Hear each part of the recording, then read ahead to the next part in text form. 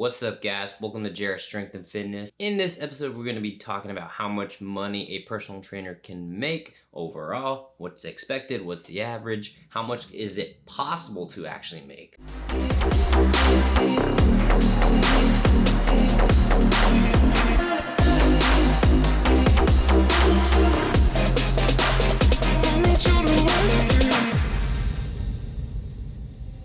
You can say hello, but I don't need you to like.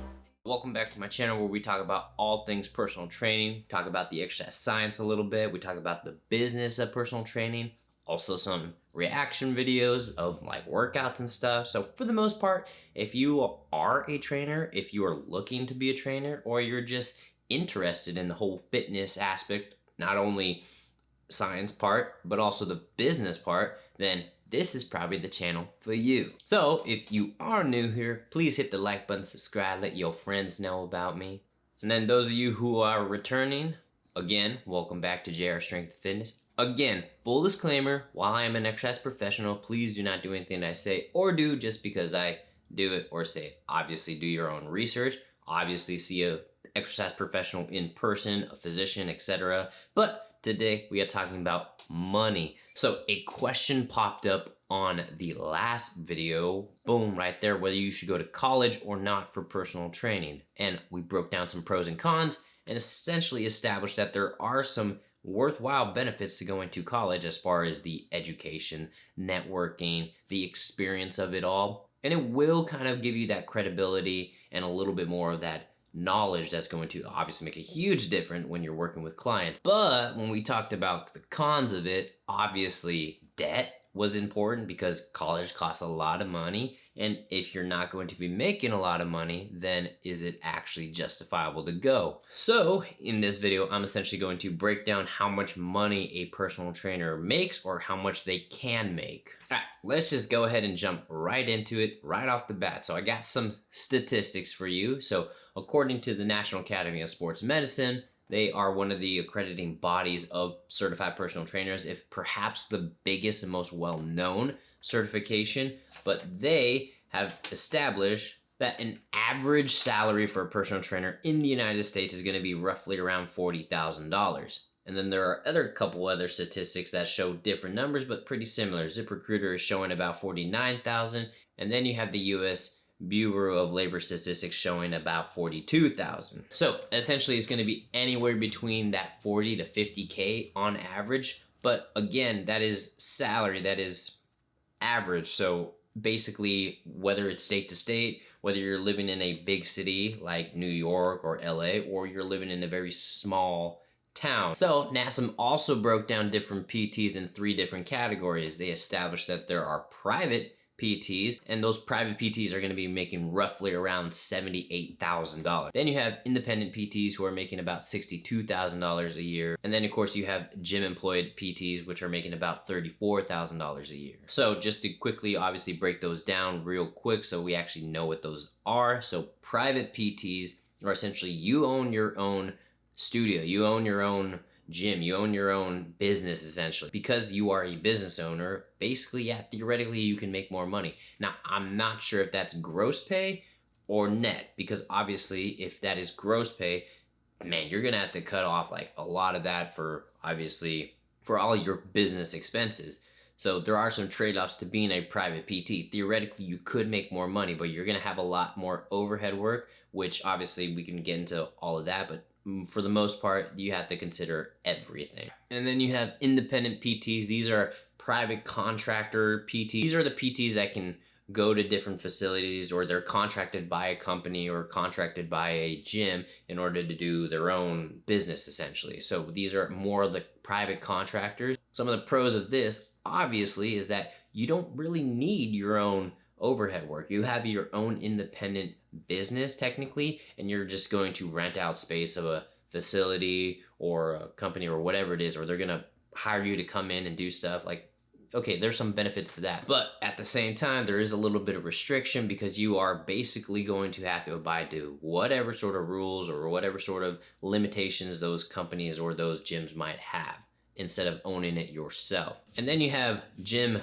PTs. This is obviously you're employed by a gym You are working for a gym, so they're going to give you the opportunity to work the floor. They're going to give you the opportunity to use their equipment, their space, etc. And they might funnel clients to you, but you're going to take like a split. Some gyms are going to start out 50-50. Some gyms might provide a increase in pay up to maybe 60-70%. I can't think of any gyms that are doing 80%, but 70% from my understanding is the highest rate that I've seen. But at any rate, you have to think about the things that you have covered from the gym. The gym's going to cover you liability insurance wise. They obviously have the equipment, they have the space, and if they're funneling clients to you, most likely, especially if they're a big gym, big box gym, then they're going to do the marketing advertisement for you. So basically, you show up, get the work done. But obviously, they might take 50% of that. So there's a trade-off there. Obviously, this is one of those professions that obviously the market is going to let you know how good you are. There is no expectation of how much money you're going to make as soon as you get your credential and start working. Now, if you go and work at a gym, yeah, you can expect around that 30K. And then obviously, the more clients you have, the more development you have, they might increase your rate. They might do a bunch of other stuff, and your rate might increase. On the other side, when you are a business owner, your own studio, your own training facility, you can set your own rates. You can essentially do whatever you need to do in order to increase profit. So for the most part, you're in control. So this is where it becomes more technically sound that personal training is an unlimited business. I'm going to say that again for some people in the back. Technically, the salary for personal training is unlimited if you do it right. Now, I'm going to break down different ways in which a PT does make money instead of just the good old-fashioned one-on-one sessions. Here are a few things that can make more money for personal trainers instead of just the good old-fashioned one-on-one training. Obviously, one-on-one sessions are still going to be like big because people are going to pay for that, especially if you are very, very good. The thing with those one-on-one sessions too, obviously the more credentials you have, the more experience you have, and the higher your rate could possibly continue to grow, depending on if that gym gives you a higher rate, depending if you yourself establish that you are worth more because of your education and your experience. So it doesn't have to be stuck at $50 an hour. You can keep climbing up. You can charge $60. You can charge $80. I know in some places in the United States, in the big cities, they're charging about $100 to $300 an hour. So basically, yeah, that's still a good way to do it if you're obviously have some sort of progressive method to it. And then obviously we have this new thing called online training. So online training is just remote training. This is where you're going to use either some sort of training app. I can break down the different training apps in a different video, but for the most part, you're providing coaching online, you're providing training online, whether that is your videos, whether that is your programs, etc. So one-on-one coaching, but just remotely. And obviously, it opens up your time, and obviously, you can make a lot more money that way. But there are limitations to that. Obviously, you can't, be with that person one-on-one. Part of the biggest thing of personal training is that one-on-one interpersonal communication that you have with a client, that rapport. And then obviously being able to see all little fine details of a given movement when they're working out right in front of you. And then past the online thing, it is a combination of online and on-site training. Now, I developed this a few years ago for myself, and it has worked out pretty phenomenally. This is a hybrid form of personal training. This is where I will see a client once a week, once every 2 weeks, even once a month, or even quarterly. And then they have the online remote training aspect as well. So those sessions that we have, technically, we provide new exercises, or we can technically just do a checkup, like body assessment, like how is everything going, how is everything doing, and obviously they have the program and the coaching online after that. Now, the beauty about that is that in those given sessions, that one-on-one session, the rate is obviously higher because I'm accounting for that month or however long we're doing remote training. So that's just added on top of the one-on-one session. So instead of a $50 session, I'm just using that as an example, all of a sudden that one session is now, I don't know, $65. It might be $80. I've had sessions that cost anywhere around $275 for that one session. And then obviously you can imagine if that was full time, like you had 30 hours of those hybrid formats instead of the good old fashioned one-on-one. Therefore, you make a lot more money. All right, the other thing you can do, obviously, if you're a trainer, one-on-one is good, but obviously forming people into a small group or group training like a class or etc., then obviously you can train more people at a given time. You can provide a lower rate for that training session, but accommodate more people. Therefore, you are technically going to make more money if you have 10 people paying $20 instead of one person paying $50. So you'll make more money by doing this group aspect. And then it's kind of the same, but you can technically do workshops and clinics. This is where I'm going to host a 2-hour thing on the weekend, whether that is some sort of movement, whether that's some sort of teaching, skill, exercise, whatever it might be. But anyway, you can set up those workshops and clinics so that like every now and then, like, hey, $30 for 2 hours, and you accommodate like 20, 50 people. I don't know, something just random like that. But that's a way, as a trainer, you can use your education,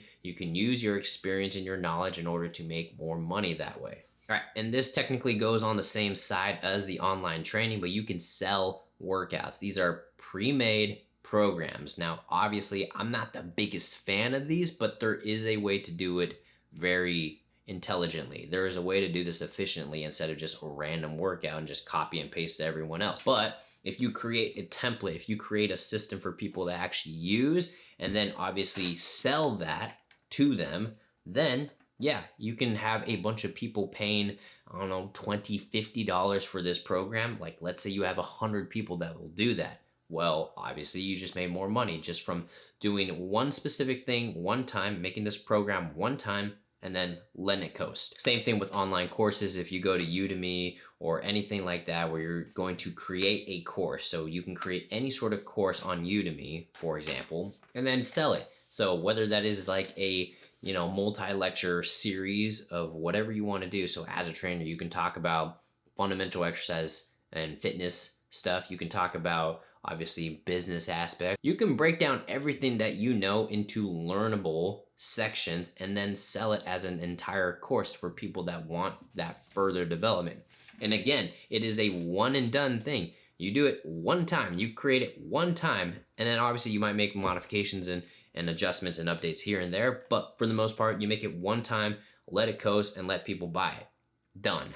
The other thing too is obviously you can take advantage of social media. We're talking about the YouTubes of the world, aka like what I'm doing right now, but your boy's not making any money from this. This is just for fun, and honestly, if one person gets some value out of this, then totally worth it. Obviously there's Facebook, there's Instagram, there's even TikTok now. Like, you can set up a blog, like all of these different things you can do to try to monetize, because you do have a certain niche when it comes to the knowledge and the experience that you have. And then the last thing on this is it's a little harder for a lot of other people to do. If you are a business owner, if you are a private PT and you own your own business and you grow so big that you might need other trainers, then you'll have to hire trainers. So as a trainer, obviously this is not just going to happen right away. This takes several years of obviously, continuing education, experience, and obviously just hustling in order to get to a point where you technically have trainers training underneath of you. So basically they're working underneath your system, your